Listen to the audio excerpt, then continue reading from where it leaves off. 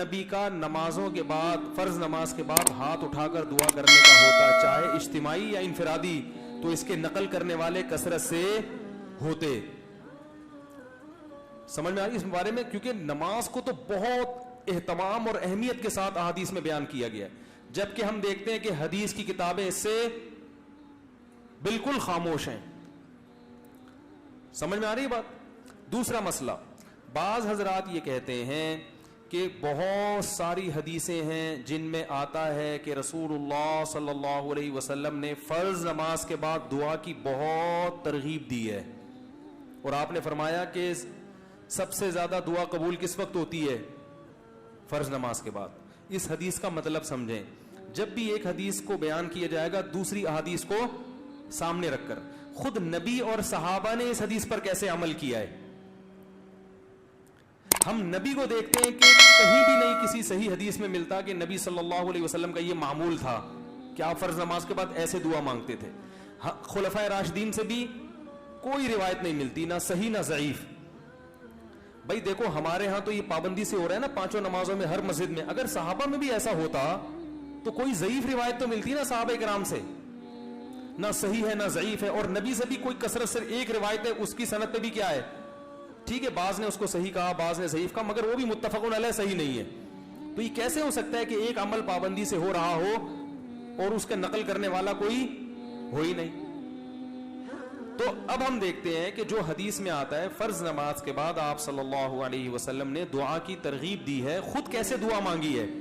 تو ہم دیکھتے ہیں کہ نبی سے دوسری حدیثوں میں کیا ملتا ہے. آپ نے فرمایا جس نے فرض نماز کے بعد اللہم انت السلام پڑھا، کسی حدیث میں آتا ہے آپ نے فرمایا اللہم لا مانع لما اعطیت ولا معطی لما منعت ولا ينفع ذا الجد منک الجد. کسی میں آتا ہے جس نے فرض نماز کے بعد آیت الکرسی.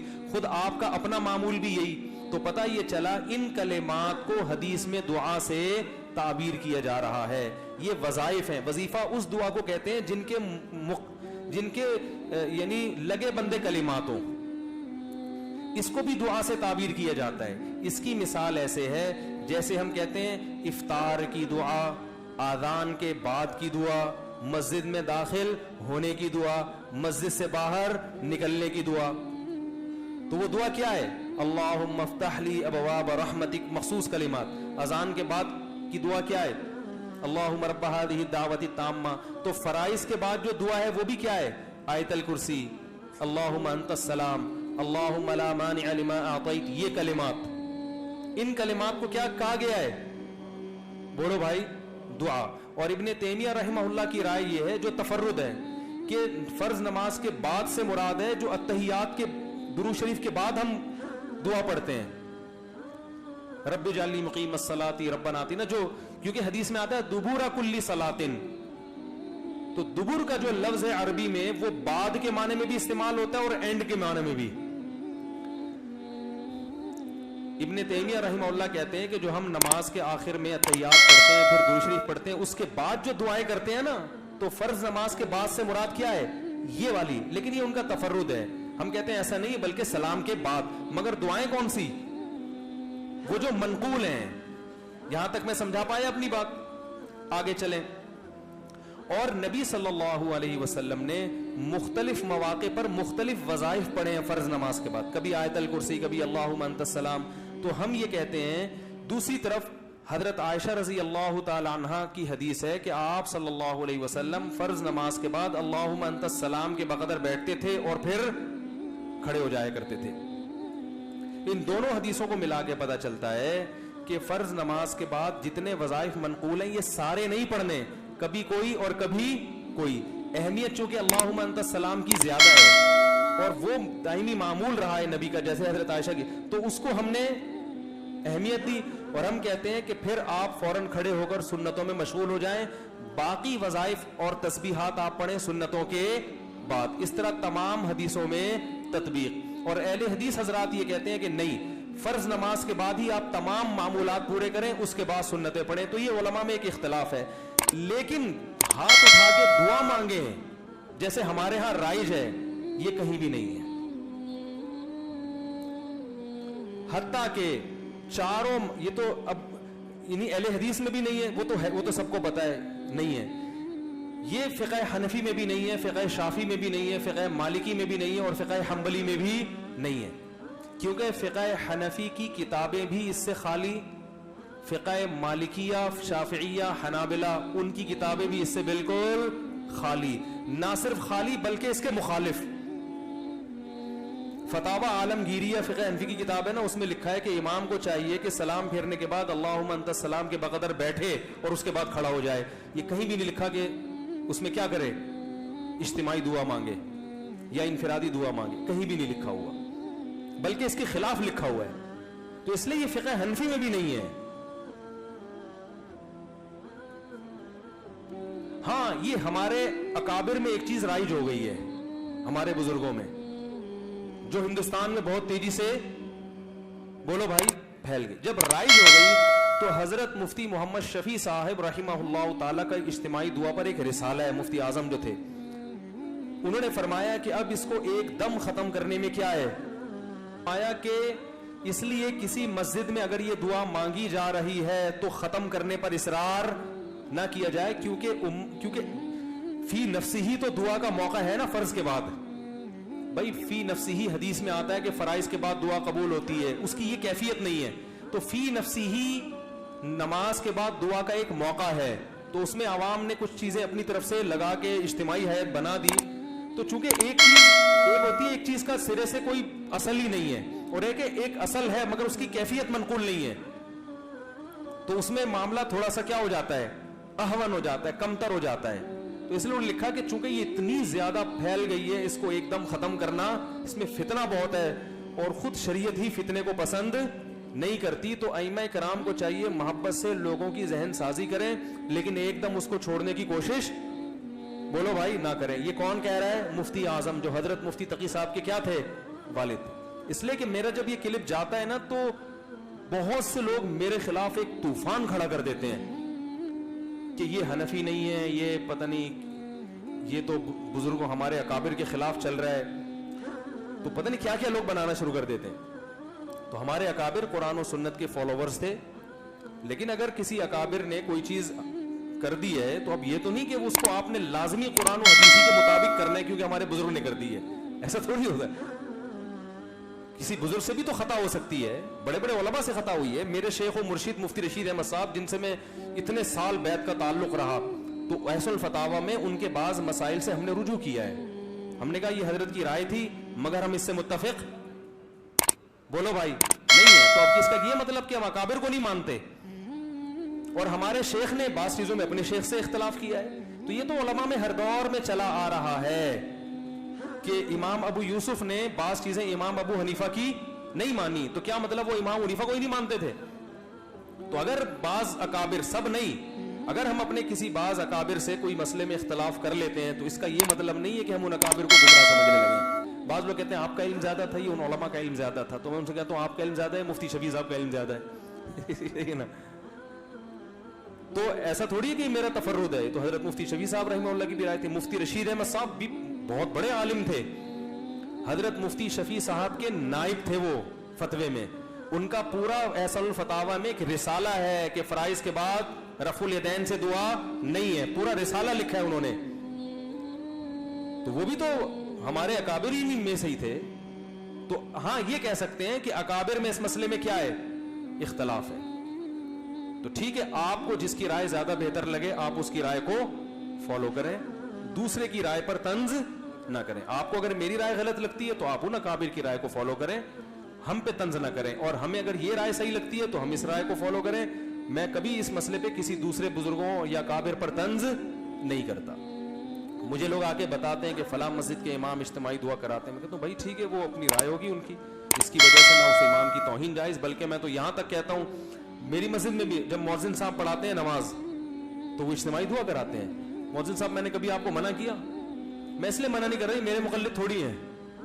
یہ کہہ سکتے ہیں بھائی فلاں امام بھی کر رہے ہیں, فلاں بزرگ بھی کر رہے ہیں, فلاں وہ عالم, وہ آپ سے بڑے عالم ہے, وہ کر رہے ہیں, تو یہ میرے تھوڑی مقلد ہیں. تو میں کیا کہوں گا بھائی, جب ایک اتنے بڑے عالم کو فالو کر رہے ہیں تو میں کیا کہہ سکتا. میں اپنی رائے دلائل کی دنیا میں پیش کر دوں گا, بھائی یہ سمجھ میں آ رہی ہے ٹھیک ہے, نہیں آ رہی ہے تو بھی ٹھیک ہے. کوئی اتنا بڑا ایشو نہیں ہے کہ جس پہ ہم ایک دوسرے کے خلاف مناظرے کریں, فتوے دیں. ساری مسجدیں جتنی بھی ہیں اس سب میں اجتماعی دعا ہوتی ہے. لوگ مجھے آ کے بتاتے ہیں وہ تو کر رہے ہیں, کہتا ہوں بھائی وہ بھی سنت ہی کو اپنے لحاظ سے فالو کر رہے ہیں. اللہ نے ان کو جتنا علم دیا, جتنی سمجھ دی, اور جو ان کے بس میں تھا اس کے حساب سے ان کو یہ صحیح لگا تو وہ اس کو فالو کر رہے ہیں. میں کسی پہ الزام نہیں لگاتا کہ میں ہی سنت کا ٹھیکیدار ہوں, باقی سارے فراڈی ہیں, ایسا نہیں ہے. جس کی جو سمجھ میں, اختلاف تو ہوتا ہے نا مسائل میں علماء کا,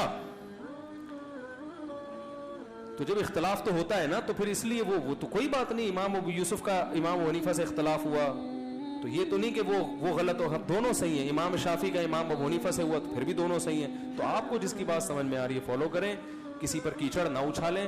دلائل کی دنیا میں مجھے یہ بات زیادہ سمجھ میں آ رہی ہے کہ اگر یہ چیز سنت ہوتی تو صحابہ کرام سے منقول کیوں نہیں ہے؟ لو کان خیرا لسبقونا الیہ. صحابہ, تابعین, ائمہ اربعہ اور ہماری جو عربی فتاوی کی کتابیں ہیں ان میں اس کا تذکرہ ہوتا نہیں ہے. تو پھر یہ بات ہمیں سمجھ میں نہیں آتی. سمجھ لیں بات کو. باقی میں بار بار یہ کہتا ہوں کہ اہل حدیث کی ہر بات کو غلط قرار دینا یہ بھی صحیح نہیں ہے. بعض لوگ نے کیا کیا, چونکہ اہل حدیث نے کہا ہے لہذا غلط ہی ہوگا, تو یہ موقف بھی غلط ہے. لا یجرمنکم شنآن قوم علی الا تعدلوا. قرآن کہہ رہے ہیں ایمان والو, کسی قوم کی دشمنی تمہیں اس بات پر نہ ابھارے کہ تم حق کا دامن چھوڑ دو. اگر اہل حدیث نے کوئی بات درست کی ہے تو آپ کو ماننی چاہیے, غلط کی ہے تو آپ کو بتانا چاہیے. ہم اس کی تو اہل حدیث کی بہت سی چیزوں کو ہم غلط بھی کہتے ہیں, لیکن بہت سی چیزوں کو ہم صحیح بھی کہتے ہیں, اور بہت سی چیزوں کو ہم یہ کہتے ہیں کہ اس میں دونوں طرف احتمال ہے, دونوں رائے, اجتہادی مسئلہ ہے, یہ بھی صحیح ہو سکتا ہے وہ بھی صحیح ہو سکتا ہے. تو اعتدال کا جو راستہ ہے نا وہ نہیں چھوڑنا چاہیے. تو میں کیوں مانگتا ہوں؟ پہلی بات, میں اجتماعی نہیں مانگتا, میں فرض کے بعد اجتماعی دعا نہیں مانگتا.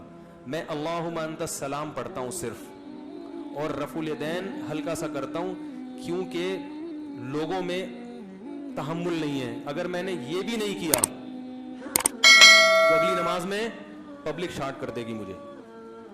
چلو کوئی بات نہیں, شارٹ کر رہے گی تو کیا ہوگا, دین کا سارا سلسلہ کیا ہو جائے. کسی اور مسجد میں جائیں گے تو وہاں بھی شارٹ, تیسری مسجد میں گئے وہاں بھی, تو شارٹ ہوتے ہوتے نتیجہ کیا نکلے گا, اپنا ایک الگ فرقہ جو لوگ کر رہے ہوتے لانچ ہو رہا ہوگا, اور اس کا نام کیا ہوگا, اجتماعی دعا بدعت, یہاں سے شروع ہوگی. تو امت کو ایک ایسے کام میں لگائیں گے جس کی شریعت میں کوئی خاص اہمیت بولو بھائی نہیں ہے. تو چونکہ فی نفسی ہی ایک چیز جائز ہے, اس کو سنت سمجھنا غلط ہے. تو فی نفسی جب ایک چیز کا جواز ہے اور فی نفسی موقع بھی ہے, تو اس گنجائش سے فائدہ اٹھاتا ہوں کہ بھائی چلو فی الحال اتنا کر لو انفرادی, اور اللہم انت السلام پڑھو اس میں, اور تھوڑی دیر رفع الیدین کر لو. عوام کو باقی سمجھاتے رہو. جب یہ مسجد کے نمازیوں میں تحمل پیدا ہو جائے گا, ہم بڑے ہو جائیں گے, بزرگ بن جائیں گے, سفید داڑھی ہو جائے گی, عمر کمر جھک جائے گی, ہم سے بڑے بڑے اکابر دنیا میں موجود ہیں, لوگ کہہ رہے ہیں بھائی ہم ان سے فتویٰ لیں گے آپ سے کیوں لیں, تو ان کو میں نہیں سمجھا, ان لوگوں کو میں اس بات پہ قائل نہیں کر سکتا. تو جب ہم بوڑھے ہو جائیں گے اگر زندہ رہے, تو پھر ایک لوگوں کو ہوگا کہ بھائی یہ بھی ایک بزرگ بن چکے ہیں, اب پتہ نہیں وہ دن آئے گا کہ نہیں آئے گا, لیکن اگر ایسا ہو گیا تو پھر ہم چھوڑ دیں گے. مفتی ظفر علی صاحب کی طرح بولیں گے یہ جائز ہے یہ ناجائز ہے, کسی کے باپ میں دم میں تو کر کے دکھا دیں. ٹھیک ہے, حضرت مفتی ظفر علی صاحب جو ہیں وہ جب فتویٰ دیتے ہیں تو ان کی مسجد بھی ذاتی ہے, ان کے مقتدی بھی اخپل ہیں, اپنے ہیں, کسی کی پرواہ بھی نہیں کرتے. فتویٰ دیا, سمجھ میں آیا ٹھیک ہے, نہیں آیا دفع ہو یہاں سے, چل نکل. تو ہم کہاں جائیں گے بھائی؟ اب آپ کہہ سکتے ہیں یہ تو دین بیچنا ہوا ہے, یہ تو کیا ہوا, کیونکہ کلپ آئے گا فوراً, یہ دین بیچنا نہیں ہے. دین کا کام بڑے کام کرنے کے لیے چھوٹے مسائل کو برداشت کرنا. اگر ہمیں مسجد نکال دے یا ادھر سے بھی نکل جائیں تو ہمیں دنیاوی لحاظ سے فائدہ ہی ہوگا, نقصان نہیں ہوگا. سب سے پہلے میں اپنا بزنس کروں گا, ٹھیک ہے نا, بزنس کمپنی بنا کے ٹائٹ طریقے سے کیا کروں گا جو میں ابھی نہیں کر سکتا. اپنے کاروبار کو ٹائم نہیں دے سکتا تو میں کاروبار کو ٹائم دوں گا, نوٹ چھاپوں گا تمیز سے بیٹھ کے, جو ابھی نہیں چھاپ سکتا میں. تو یہ مصلحت جو میں اختیار کر رہا ہوں اپنی ذات کے لیے نہیں, بلکہ تاکہ دین کا کام ہوتا رہے. اور دوسرا, لوگوں سے وہ بات جو لوگوں کی مینٹل اپروچ سے اوپر ہوتی ہے, حدیث میں آتا کلم الناس علی قدر عقولہم, لوگوں کی مینٹل اپروچ سے اوپر باتیں نہ کرو. تو یہ مسئلہ पब्लिक की मेंटल अप्रोच से क्या बन चुका है ऊपर, क्योंकि बहुत सारे उलमा कर रहे हैं, तो अब लोग कहेंगे यार वो उलमा नहीं है, तो फिर यही है कि भाई चलो दरमियानी राह इख्तियार करो, चलाओ बस। इसलिए हम यूं करते हैं अल्लाहुम्मा अंतस्सलाम व मिनकस्सलाम तबारकत या, चलो इससे क्या हो रहा है यार।